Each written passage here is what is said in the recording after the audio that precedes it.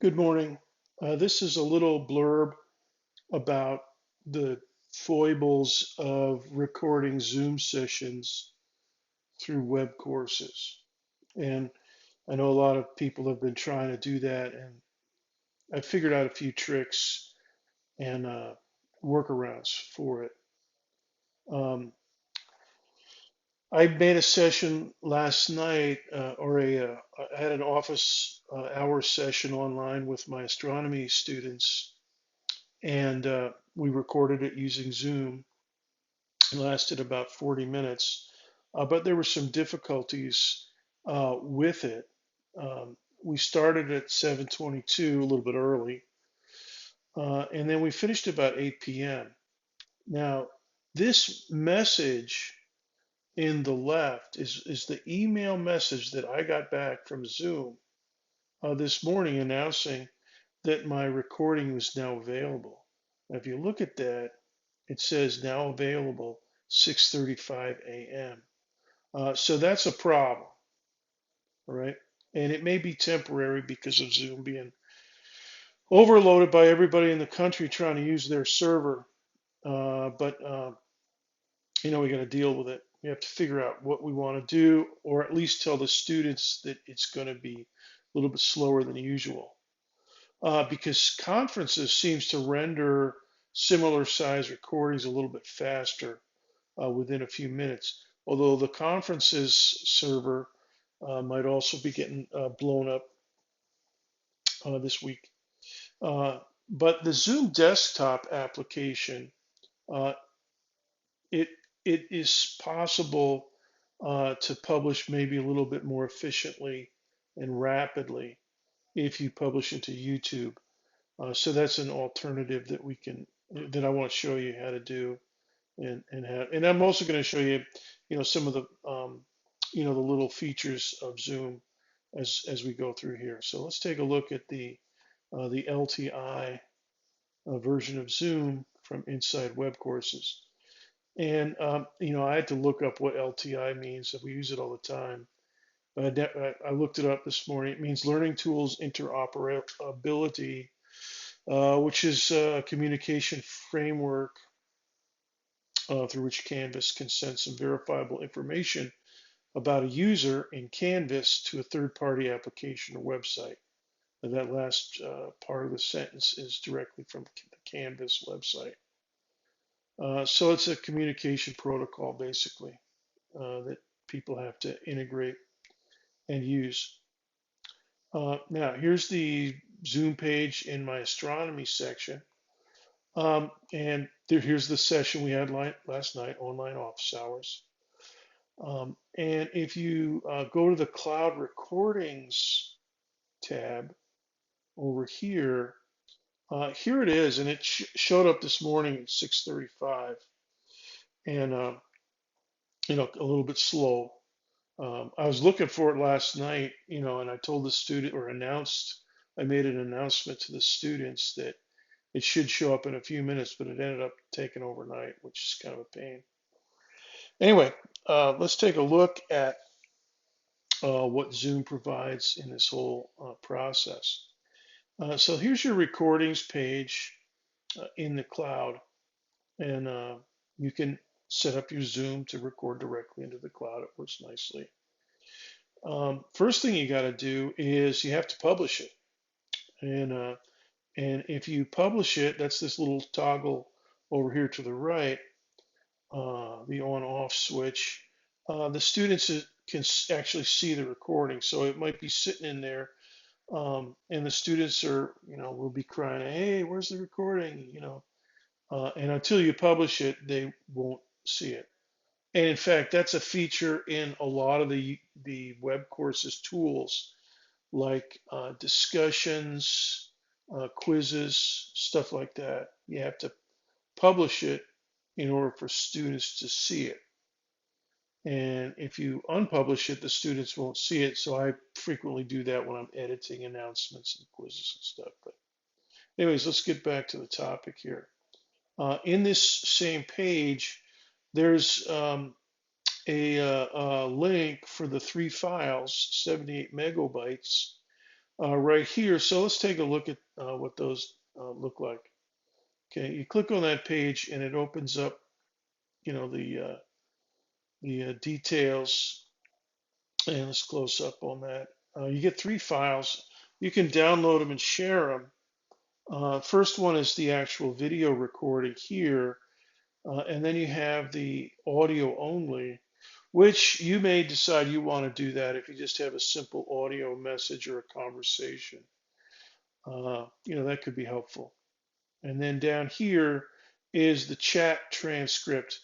And we didn't really have a ginormous chat transcript last night, but the students may want to look at that as well, because I did put some website information on it and stuff. One URL for an astronomy website at nasa.gov. So that's in there.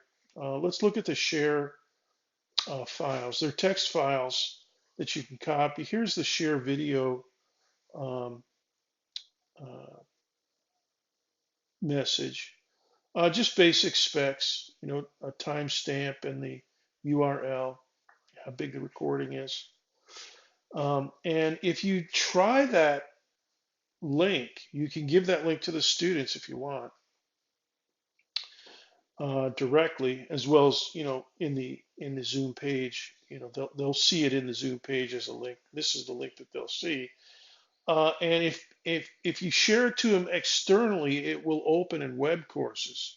So, for instance, if you send it in an email to the students, then it'll automatically try to open up Webcourses. Going through this federated identity business that we all have to go through all the time, and it'll run.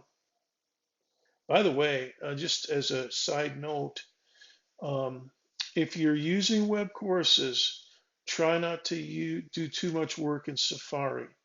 I'm on a Mac, so I have Safari, but I do most of my Webcourses work in Google Chrome, because for some reason the Canvas uh,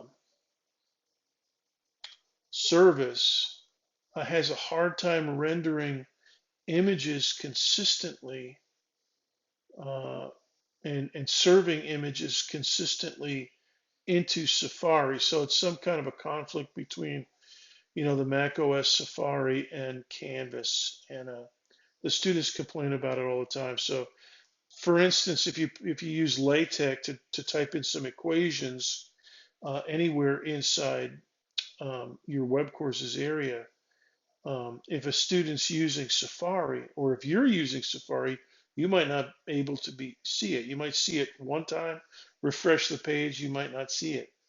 So it's very inconsistent. So I do all my work in web courses using Google Chrome. Now Windows, I have no idea, but you can just be alert to that. All right, let's get back to these share files. Here's the audio share file, and I don't know what happens with that. Oh yeah, I do. I'll show you that in the video viewing files. Okay, so same basic format. And then here's the chat, and I don't think the students can actually see that. They give you a play link there, but I haven't tried that. You can see mine is pretty small, 840 bytes. We have very short chat. We were mostly talking, so we didn't have to use the chat window very much. Uh, but anyways, there they are, the three of them.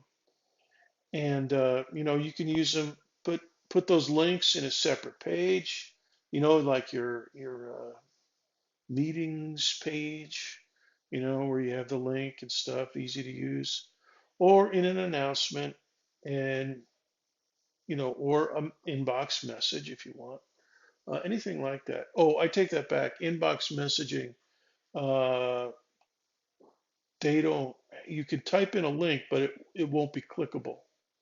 So it's the inbox messaging appears to be straight text. You can't really format anything. So it's like the Outlook email with all the formatting turned off, for instance. All right, let's play a video in Webcourses. I'll show you how that looks. And a bunch of you have probably seen this already.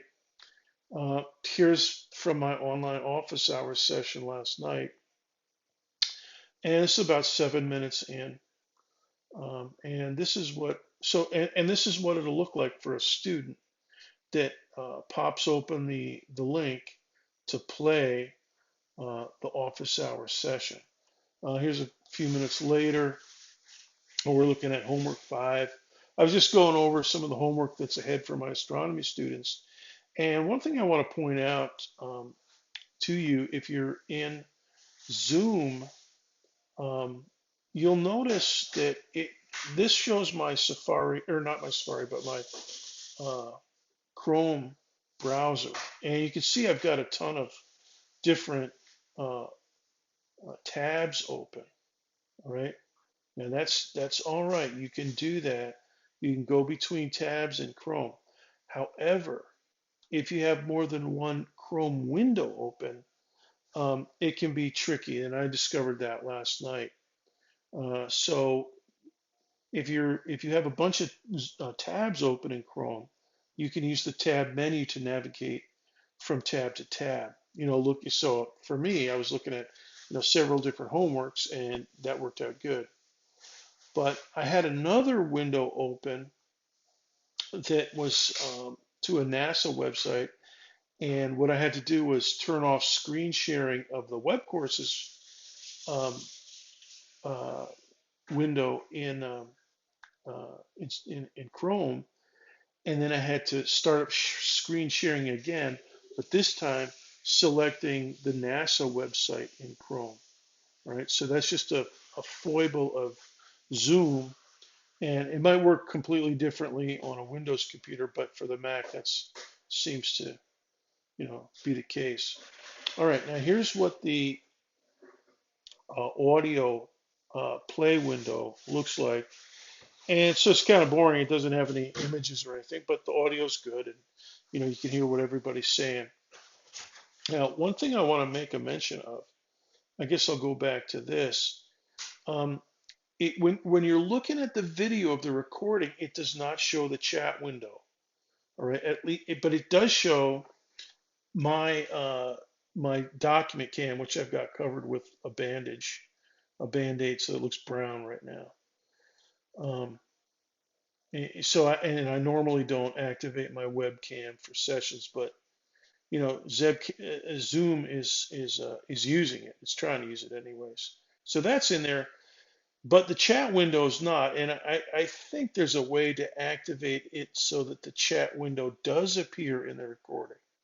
All right, but so far I haven't got to that little fine point of using the Zoom LTI. Anyways, so there's my admonition about tabs. There's the audio listening window, and this one doesn't show any, of course, it doesn't have any visual content, just the audio. Now, let's take a look at the desktop app instead, because the desktop app will allow you to record directly onto your laptop.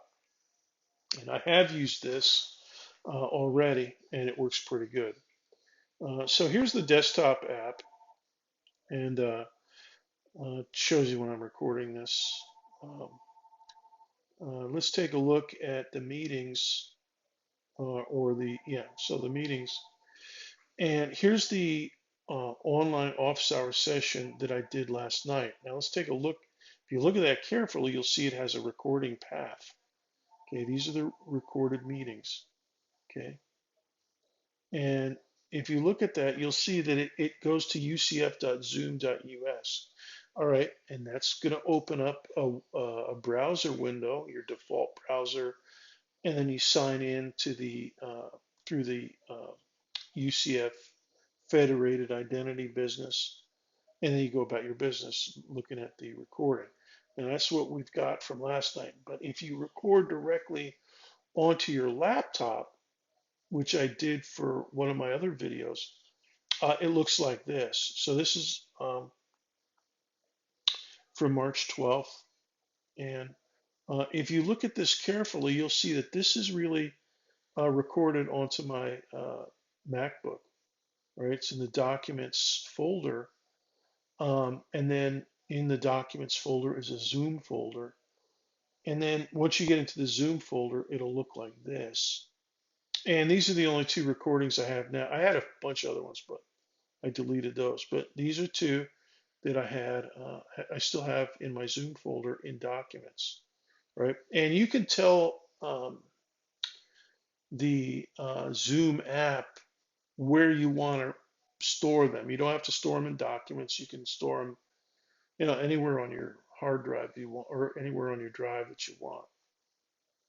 So, and that's in your settings somewhere in Zoom. All right. So you pop open the one from March 12th, and here's the upload file. Now it just says Zoom underscore 0.mp4. Okay. It doesn't give you the name of the meeting. All right, so you're going to have to be careful with that. But if you look up at the top on the folder name, it does say keep teaching March 12th, and that's enough information to make sure you're not uploading the wrong file into YouTube. So anyways, you go into your YouTube area like this and you upload it. And then you get it all fixed up nice, and you give your students the link in Webcourses somewhere, and then they can link out to you and watch it on YouTube. Now, for right now, YouTube might be a little bit better for us than the Zoom server, um, simply because YouTube is ginormous compared to Zoom, and Zoom is nice, but it's probably not even close to as big as YouTube. So the capacity of YouTube right now, they're probably taking a pretty big volume of newbie uploads, same as Zoom. So YouTube might be a little slow, but it's probably a little bit better than Zoom. This overnight business is definitely heinous. So students will hate it. I hate it. But let's see how things go. At least you know about it now, so you can adjust your schedule and everything for tomorrow. So that's it on how to record and what to expect when you're recording Zoom sessions through the Webcourses app or through the Webcourses LTI.